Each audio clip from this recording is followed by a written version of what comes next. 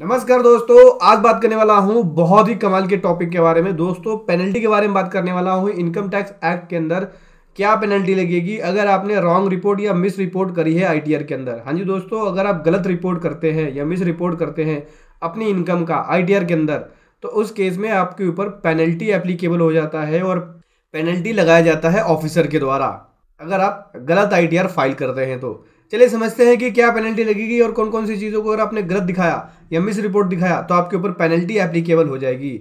इसको समझने के लिए बने रहे मेरे साथ वीडियो के एंड तक। This video is sponsored by tax सारथी। सो दोस्तों, टैक्स सारथी ने अपनी नई बुक लॉन्च कर दी है जीएसटी प्रैक्टिशनर एग्जाम प्रिपरेशन की, जो कि इजीली अवेलेबल है फ्लिपकार्ट और अमेजोन पे। बस आपको ये टाइटल सर्च मारना है और दोस्तों इसका डायरेक्ट लिंक वीडियो के डिस्क्रिप्शन में भी मिल जाएगा। तो दोस्तों चलिए बात करने वाला हूं पेनल्टी के बारे में। इनकम टैक्स एक्ट के अंदर जो पेनल्टी लगाई जाएगी सेक्शन 270A के अंदर, उसके बारे में बात करेंगे। उससे पहले बताना चाहूंगा, जो भी भाई बंधु मेरे चैनल पे पहली बार है, जो इस वीडियो को पहली बार देख रहे हैं, जिन्होंने अभी तक सब्सक्राइब नहीं किया तो सब्सक्राइब कर लीजिए दोस्तों, और साथ में और भी अपने भाई बंधु को जोड़े ताकि मैं इस तरह का कंटेंट आपके सामने ला सकूं।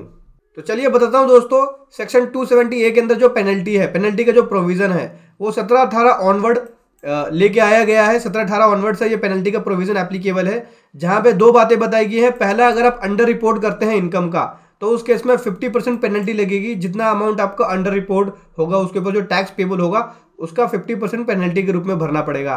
और अगर आपने अंडर रिपोर्ट किया किसकी वजह से? मिस रिपोर्ट की वजह से।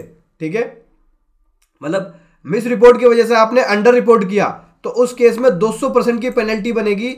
जो आपका अंडर रिपोर्ट के अंदर टैक्स पेबल बना उसका 200% आपको पेनल्टी के रूप में भरना पड़ेगा। अंडर रिपोर्ट के अंदर केवल 50% है टैक्स पेबल, जो अंडर रिपोर्ट का हुआ उसका 50% पेनल्टी, और मिस रिपोर्ट के अंदर अंडर रिपोर्ट के अंदर जो टैक्स पेबल होगा उसका 200% आपको पेनल्टी भरनी पड़ेगी। ये अंडर रिपोर्ट या मिस रिपोर्ट क्या होता है, चलिए एक बार समझते हैं कि अंडर रिपोर्ट या मिस रिपोर्ट क्या होता है। तो दोस्तों बात करूं यहाँ पे मैं सेक्शन 270A सब सेक्शन 2 के अंदर अंडर रिपोर्ट के बारे में बताया गया कि अंडर रिपोर्ट कौन कौन सी इनकम होती है या कब आपकी इनकम अंडर रिपोर्ट मानी जाती है। तो दोस्तों सबसे पहले पॉइंट में बोलते हैं ए वाले में कि इनकम जो असेस किया गया है वो ज्यादा है जो इनकम डिटरमाइंड है सेक्शन 143 सब सेक्शन 1 क्लोज ए के अंदर। मतलब कि जब आप आईटीआर फाइल करते हैं तो क्या करती है डिपार्टमेंट, आपको इंटीमेशन भेजती है। इंटीमेशन के अंदर आपने देखा भी होगा सेक्शन 143 सब सेक्शन 1 के अंदर आपकी आईटीआर का वो चेक करके अपना एक इंटीमेशन बनाते हैं, और जो आपने फाइल करी और जो उनके प्रोविजंस के हिसाब से है वो देखते हैं कि क्या आपने सही फाइल करी है या गलत फाइल करी है। उस केस में आपको इंटीमेशन भेजते हैं। अगर उस दौरान पता चला कि आपकी इनकम जो आपने रिपोर्ट करी है वो ज्यादा है, जो इनकम आपने आईटीआर के अंदर डिटरमाइन किया, जो आपने कैलकुलेट किया वो ज्यादा है, तो उस केस में ये आपकी इनकम अंडर रिपोर्ट आती है। ऐसे केस में आपके ऊपर सेक्शन 270A के पेनल्टी का प्रोविजन एप्लीकेबल हो जाता है। दूसरे पॉइंट में बात करें, अगर इनकम जो असेस किया गया है वो ज्यादा है, जो मैक्सिमम अमाउंट चार्जेबल नहीं है टैक्स का, और जहां पे इनकम टैक्स रिटर्न फर्निश नहीं की गई है। मतलब कि इनकम जब आपकी चार्जेबल नहीं होती है टैक्स से, कौन से केस में होती है? जब एग्जम्पशन लिमिट से कम होती है आपकी इनकम तब आपकी चार्जेबल नहीं होती है। एग्जम्पशन लिमिट कितनी है? 2.5 लाख की। अगर उससे कम है तो चार्जेबल नहीं होती है। लेकिन जब इनकम असेस की गई आपकी, जब इनकम आपकी असेस्ट की गई तो उस केस में पता चला कि आपकी इनकम तो ज्यादा है 2.5 लाख से, तो उस केस में वो आपकी इनकम अंडर रिपोर्ट मानी जाएगी और पेनल्टी का प्रोविजन एप्लीकेबल हो जाएगा। उसके बाद बात करें, जब इनकम आपकी रीअसेस की गई और जो आपने इनकम डिक्लेयर करी है, असेस करी है, उससे ज्यादा निकली, या रीअसेसमेंट जब किया गया तो उससे ज्यादा निकली, तो उस केस में भी अंडर रिपोर्टिंग माना जाएगा। और दोस्तों आपकी जो डीम्ड इनकम है, डीम्ड टोटल इनकम असेस या रीअसेस की गई है, प्रोविजन जो सेक्शन 115 JB के हिसाब से या 115 JC के हिसाब से है, वो ज्यादा है इंटीमेशन के अंदर। सेक्शन 143 से सेक्शन 1 क्लोज ए के अंदर जो कंप्यूट किया गया, इंटीमेशन जो किया गया, आपकी आईटीआर का जो प्रोसेस किया गया उसके अंदर ज्यादा निकली है, तो उस केस में भी आपकी अंडर रिपोर्ट मानी जाएगी।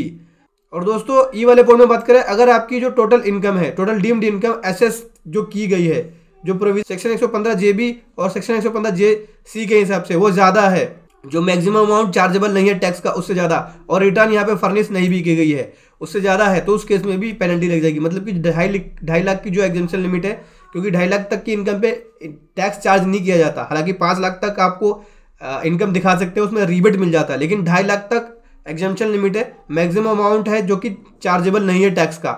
अगर उससे ज्यादा निकल जाता है, वो ज्यादा है, तो उस केस में अंडर रिपोर्ट मानी जाएगी।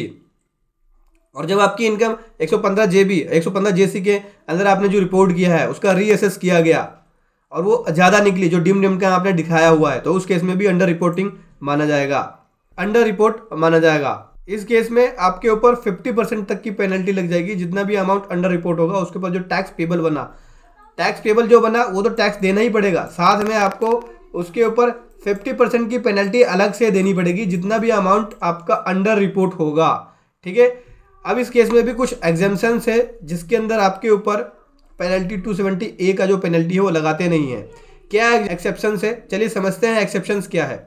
ये फॉलोइंग एक्सेप्शंस है। पहला, एसएससी यहाँ पे एक्सप्लेन करता है असेसिंग ऑफिसर को या कमिश्नर को या प्रिंसिपल कमिश्नर को, और यहाँ पे वो सेटिस्फाइड होते हैं जो उन्होंने मटेरियल जो एसएससी ने अपना फैक्ट बताया है या मटेरियल उनको जो डिस्क्लोज किया है, उस केस में अगर वो सेटिस्फाइड हो जाता है कि हाँ इनकी इनकम जेन्युइन है, इन्होंने अंडर रिपोर्ट नहीं किया, तो उस केस में अंडर रिपोर्ट की पेनल्टी नहीं लगाई जाएगी।